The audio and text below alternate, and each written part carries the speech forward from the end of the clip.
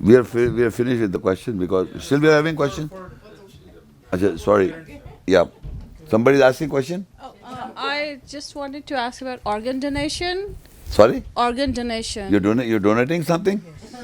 Like I just want to know, like Yeah, you can if you like. Of course, an eye for an eye, tooth for a tooth. You know, there's a Quran no, in not there. that kind of. No, I'm saying when Allah says an eye for an eye, so Yeah. it means that if you're going from this world and you want to donate, you can donate. Oh, okay. This is the words that you can relate to people and say. Okay.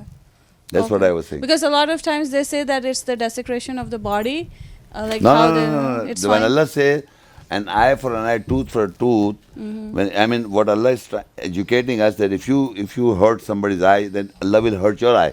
Okay. So in this way, if you do good, give good your eyes, you give eyes to somebody or after your death or whatever, that will be better for good for you. Oh, okay. Thank you.